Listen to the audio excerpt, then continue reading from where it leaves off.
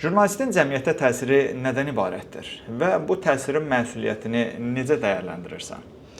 Bəzən insanlar fikirləşir ki, jurnalistikadır, xəbərdir, bunların mənə necə təsiri ola bilər? Mən onsuz da televizora baxmıram, xəbər oxumuram, deməli mənə təsiri yoxdur. Ancaq jurnalistlər əslində bütöv cəmiyyətin informasiya mənbəyi olduğu üçün onların təsiri düşünməyəcəyiniz qədər güclüdür. Bir də artıq jurnalistika anlayışı çox genişlənib. Söhbət təkcə peşəkar jurnalistdən getmir.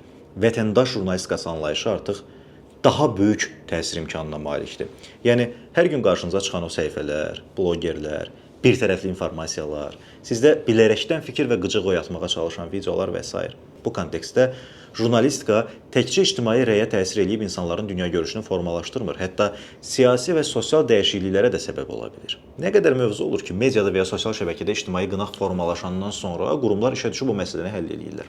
Eyni şəkildə yanlış və ya manipulativ məlumatlar da fəlakətli nəticələr doğura bilir. Məsələn, bu yaxınlarda Elon Musk'ın rəhbərliyi etdiyi Doge ortaya çıxardı ki, ABŞ-də Biden administrasiyası Reuters agentliyinə milyonlarla dollar pul xərcləyirmiş ki, xəbərləri yönləndirə bilsin. Təsadüfi deyil ki, bu və buna bənzər proseslər dünyanın bir çox yerində baş verir. Hətta özəl maliyyəçilər ənənəvi və yeni medianın təsir imkanlarını yönləndirərək milyonlar qazanırlar. Trading və investisiyalarına maraqlanan izləyicilər daha yaxşı anlayacaq mən nəyi nəzərdə tuturam.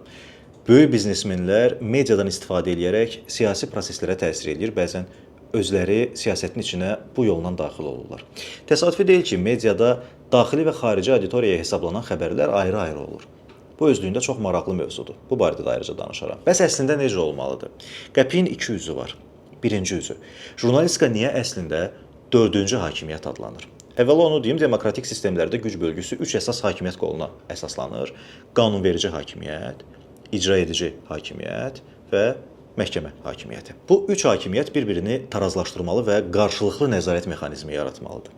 Media isə bu üç hakimiyyəti nəzarətdə saxlayır. Ona görə də jurnalistikanın məsuliyyətidir ki, efirdə debat formatları olsun, vətəndaş şikayətləri işıqlandırılsın və s.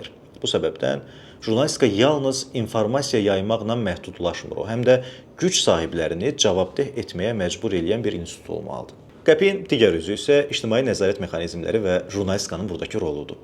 Bu mexanizmlər barədə isə növbəti videolarda danışacağam. Suallarınızı yazın.